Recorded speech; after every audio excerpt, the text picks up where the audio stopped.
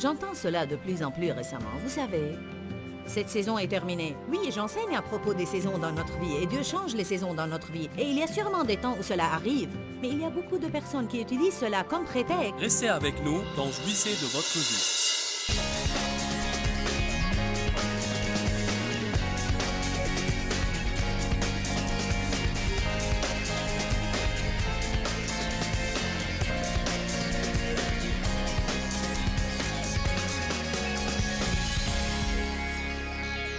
Notre message est intitulé « Je suis pressé, mais Dieu ne l'est pas ».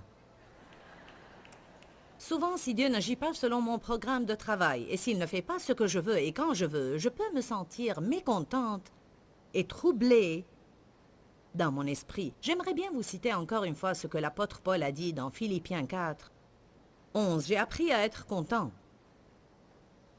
La Bible amplifiée dit « satisfait au point de ne pas être troublé ou perturbé ». Ceci ne veut pas dire qu'il n'a jamais voulu changer. Nous allons tous vouloir changer. Mais l'essentiel, c'est que Dieu veut que nous jouissions de notre vie.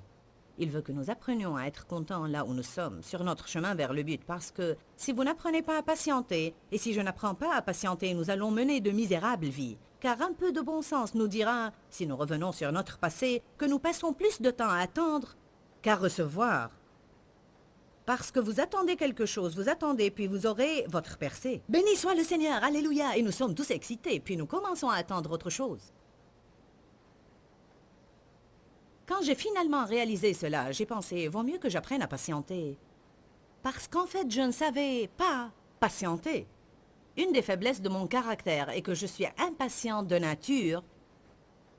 Et vous savez, toute personne arrive sur cette terre avec des points forts ainsi que des points faibles. Et la puissance de Dieu se manifeste en général dans nos faiblesses si nous lui faisons confiance. Et je vais être très honnête avec vous et vous dire que je lutte contre l'impatience chaque jour de ma vie. Je n'aime pas attendre, je veux ce que je veux et quand je le veux, et je veux que les autres fassent ce que je veux et quand je le veux. Amen. Êtes-vous pareil? Ce matin, Dave a porté un pantalon qui n'était pas du tout assorti avec sa veste. Et à la dernière minute, il fallait qu'on lui repasse un autre pantalon. L'important, c'est que nous étions en route pour venir ici. Et il était 10h10. Et moi, je n'arrive pas en retard à mes réunions. Je suis toujours présent dès que l'adoration commence. Et je fais cela pour donner le bon exemple. Et parce que ma participation à l'adoration m'est une grande aide. Elle aide à libérer et à augmenter aussi l'onction dans ma vie. Et c'est ce que je sens à cet égard. Je connais des personnes qui ne font pas la même chose, mais c'est ce que je fais moi-même. Et je n'aime pas être en retard. Alors dès que j'ai réalisé qu'il était 10h10 et que je n'allais pas arriver avant 10h15, j'ai commencé à me sentir vraiment comme si je vais...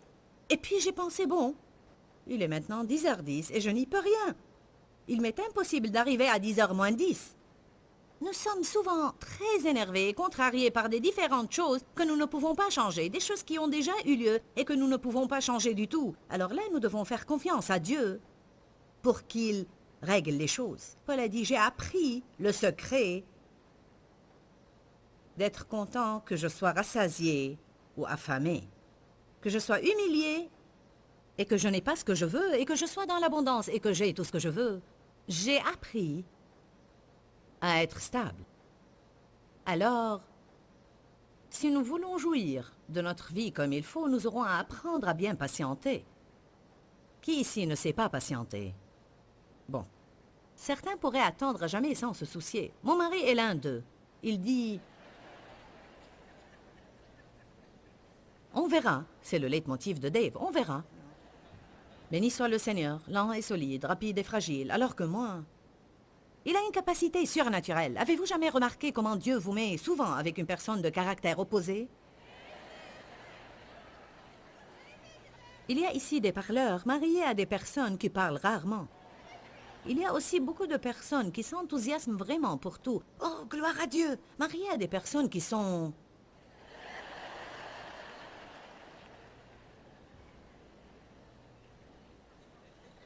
Certains d'entre vous n'aiment pas attendre et ils sont mariés à des personnes qui pourraient tout remettre à jamais. Pourquoi cela? C'est parce que nous avons besoin l'un de l'autre. Et je ne sais pas ce qui arriverait si Dave et moi étions semblables. Nous aurions eu de sérieux problèmes. Lui m'encourage à être patiente et moi, à mon tour, je l'encourage à se presser. Voilà comment ça se passe. Allez à Jacques chapitre 5. Je vous dis, je veux jouir de ma vie. Je veux vraiment jouir de ma vie et je ne veux pas gaspiller mes jours. Ceci est important pour nous tous, mais quand vous aurez mon âge, ça deviendra beaucoup plus important. Parce que je sais que j'ai déjà vécu plus que ce qui me reste encore à vivre. Pour être honnête avec vous, on ressent les choses d'une façon différente quand on devient âgé, parce que je réalise que jour après jour, mon temps devient de plus en plus limité, alors je ne veux pas perdre mon temps. Et le jour que je passe à être contrarié est en fait un jour perdu. Quelqu'un peut dire Amen? Jacques chapitre 5, verset 7, dit « Soyez donc patients, frères. » La version amplifiée de la Bible dit, entre parenthèses, « en attendant ». Il ne dit pas si vous attendez.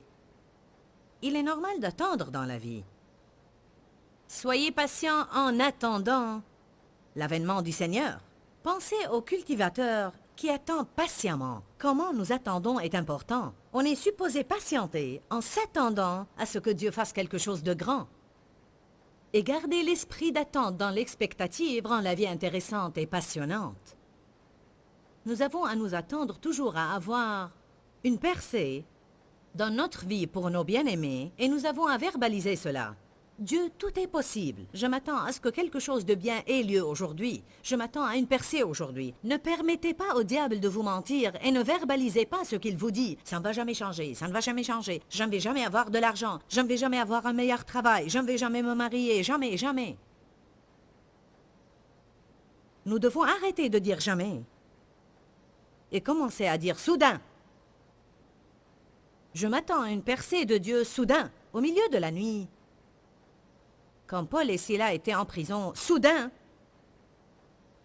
une lumière y jaillit, la prison fut ébranlée et les portes s'ouvrirent. Il est intéressant de faire une étude sur le mot « soudain » dans la Bible, afin de voir combien Dieu a fait de merveilleuses choses soudain. Vous pouvez avoir un problème durant 25 ans et en souffrir, même ce matin, mais il se peut qu'il soit totalement résolu ce soir avant d'aller au lit, si c'est Dieu qui tient le volant. Aux hommes, cela est impossible, mais à Dieu, tout est possible. Alléluia. Tout le monde va attendre. La patience est vraiment... Nous avons parlé de la patience. La patience n'est pas la capacité d'attendre. Ce n'est pas le vrai sens du mot.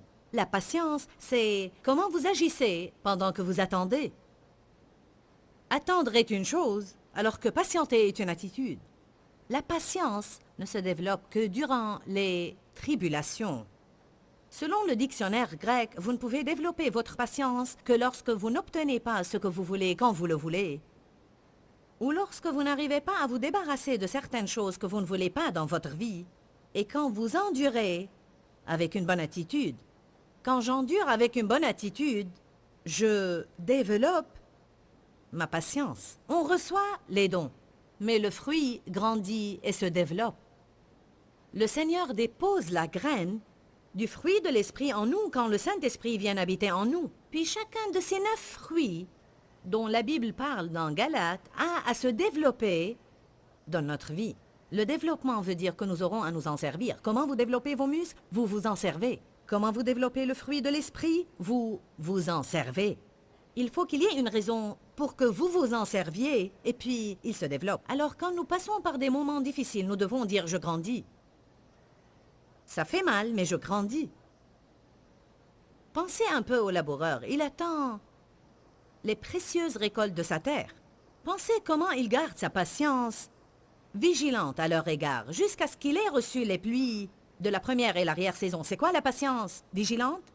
Ce sont les choses qu'il fait en attendant. Il arrose, il arrache les mauvaises herbes, il continue à faire les choses qu'il sait qu'il est supposé faire, et il attend. Il se lève puis rentre dormir, il se lève puis rentre dormir, et il fait fructifier jusqu'à la moisson. La Bible dit que nous avons à faire fructifier jusqu'à ce que Jésus revienne. Alors, qu'est-ce que je dois faire en attendant que mon problème soit résolu? Je dois toujours louer, adorer, obéir, servir les autres, grandir aimer, prier, travailler dur, me lever et aller dormir, me lever et aller dormir, me lever et aller dormir. Je dis toujours, une grande partie de ma vie ne va pas être un voyage passionnant. Ça va être lundi, mardi, mercredi, jeudi, vendredi, samedi, dimanche, lundi, mardi, mercredi, jeudi, vendredi, samedi, dimanche, lundi, mardi, mercredi, jeudi, vendredi, samedi. Je veux vous dire que toute nouvelle chose dans la vie est excitante au début, mais elle perdra de son excitation après que vous l'ayez faite plusieurs fois. Et les gens les plus misérables, à mon avis, sont ceux qui passent toute leur vie à trouver quelque chose de passionnant pour y participer et ils vivent selon leurs émotions. Et quand une certaine relation ne leur est plus passionnante, ils cherchent une autre qui est plus passionnante. Quand une église ne leur est plus passionnante, ils pensent que cette saison est terminée et qu'il est temps de changer d'église. J'entends cela de plus en plus récemment. Vous savez, cette saison est terminée. Oui, j'enseigne à propos des saisons dans notre vie, et Dieu change les saisons dans notre vie. Et il y a sûrement des temps où cela arrive, mais il y a beaucoup de personnes qui utilisent cela comme prétexte pour rompre leurs engagements à des choses qui ne leur sont plus passionnantes. Car bien que Dieu fasse des changements dans nos niveaux d'engagement, il faut que vous soyez engagé à faire quelque chose pour une certaine période de temps pour que vous puissiez dire que vous étiez engagé. Il ne faut pas que nous passions d'une chose à une autre à chaque fois que nous perdons l'enthousiasme. Vous n'avez pas besoin d'une grande onction du Saint-Esprit pour que vous commenciez quelque chose. Toute personne peut commencer quelque chose. Mais ce sont ceux qui terminent ce qu'ils ont commencé que j'admire. Alors apprenez à espérer en Dieu.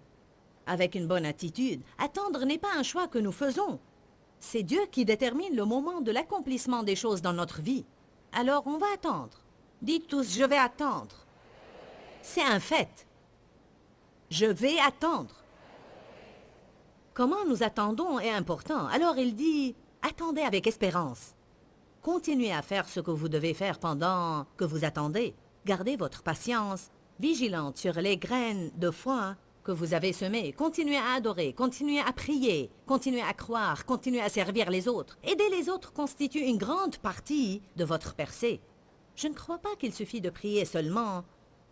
Et je ne crois pas qu'il suffit de faire confiance à Dieu. Le psaume 37 vous dit quoi faire au moment des tribulations. Et la Bible dit, confie-toi en l'Éternel et pratique le bien. Je dois faire deux choses, me confier en Dieu et continuer à aider les autres. Et si j'avais un problème aujourd'hui, peut-être que j'ai un problème. Peut-être que j'ai un problème personnel, mais ceci ne m'a pas poussé à rester chez moi et ne m'a pas empêché de venir ici. Beaucoup de personnes, quand elles font face à un problème, arrêtent de faire ce qu'elles doivent faire.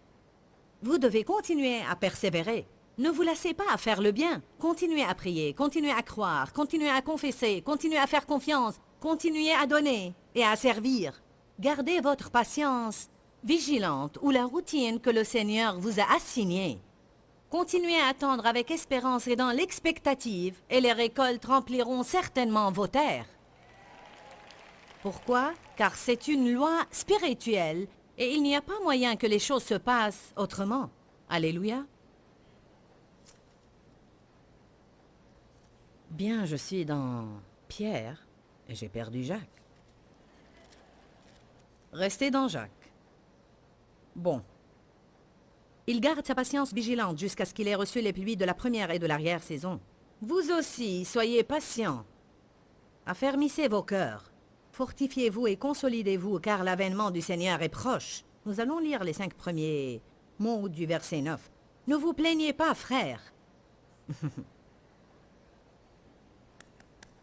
Amen. Notre attitude est un choix que nous seuls faisons. Personne d'autre ne peut me choisir mon attitude. Vous savez cela? Dieu détermine le moment de l'accomplissement des choses. Mais nous seuls choisissons notre attitude. Je ne sais pas si c'est votre cas, mais moi j'ai parfois à travailler chaque jour sur mon attitude. Je veux attendre avec une bonne attitude et avec un cœur plein d'espoir jusqu'à ce que ma moisson remplisse le terrain à n'importe quel moment. Psaume 27. Dans le psaume 27, versets 13 et 14, David a dit des choses d'une première importance. Il a dit « Que serais-je devenu si je n'avais pas cru que j'allais voir la bonté de l'Éternel sur la terre des vivants ?» Il dit « J'aurais certainement coulé dans le puits de dépression. J'aurais vécu toute ma vie dans la misère. Que me serait-il arrivé si je n'avais pas cru que j'allais voir la bonté de Dieu non seulement au ciel, un de ces jours, mais durant ma vie ici sur la terre. Espère en l'Éternel Tout-Puissant. Fortifie-toi, sois courageux, et que ton cœur s'affermisse et endure. Oui, espère en l'Éternel, et attends patiemment. Tout le monde attend. Moïse a attendu 40 ans. Dans un endroit désagréable dans les déserts. Joseph a attendu 14 ans, dont la plupart en prison pour un crime qu'il n'a pas commis. Abraham a reçu une parole directe de Dieu, une promesse, et il a attendu 20 ans. La naissance d'Isaac, c'est dû en partie à ce qu'il a eu une idée intelligente de la chair, et il a eu Ismaël entre-temps.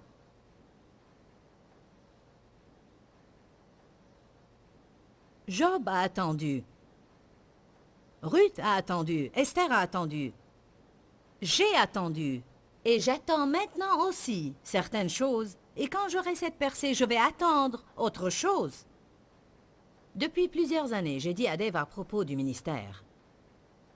Quand arriverons-nous au point où nous n'aurons pas à avoir affaire à quelque chose tout le temps?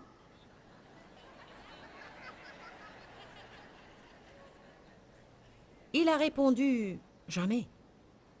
Très calmement. Il ne m'a pas fait un sermon, il a dit « Jamais ». Et vous savez, c'est la vérité. Tant que nous sommes vivants sur cette terre, nous pourrions vivre plusieurs jours ou même plusieurs semaines où tout est formidable, mais la plupart du temps de notre vie, chacun d'entre nous va avoir affaire à quelque chose. Il y a quelque chose ou quelqu'un avec qui nous avons affaire et qui fera de sorte que notre vie soit toujours inférieure à la perfection que nous aurions aimé avoir. Alors, qu'est-ce qu'on va faire, à votre avis, si on ne développe pas ce fruit de patience? Ou si on n'apprend pas à attendre? Combien d'entre vous attendent quelque chose maintenant dans leur vie? Regardez, je ne vois pas beaucoup de mains qui ne sont pas levées. Tout le monde attend. Dieu m'a appelé pour le servir il y a 27 ans. Et j'ai vu ce que je fais maintenant. Mais j'avais à attendre de longues années pour que cela s'accomplisse. Allez à Actes chapitre 1. J'essaye de vous pousser à faire un choix aujourd'hui. Il se peut que vous ne ressentiez aucun changement quand vous sortez d'ici. Mais la parole sera suffisamment gravée en vous pour que vous sachiez. Je dois décider maintenant d'avoir une bonne attitude. Quand vous avez envie de crier, chanter une louange. Tout le monde voudrait toujours savoir quand Dieu quand. Quand Dieu quand. Pourquoi Dieu pourquoi.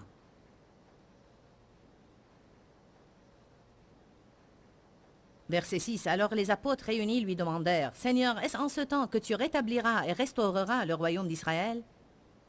Il leur répondit, « Ce n'est pas à vous, et il ne vous appartient pas, d'être informés de ce que l'avenir porte, et de connaître les temps ou les périodes ou les années ou les saisons ou les moments critiques dans les prochaines années à venir, que le Père a fixé, déterminé et réservé de son propre choix, de sa propre autorité et par son propre pouvoir.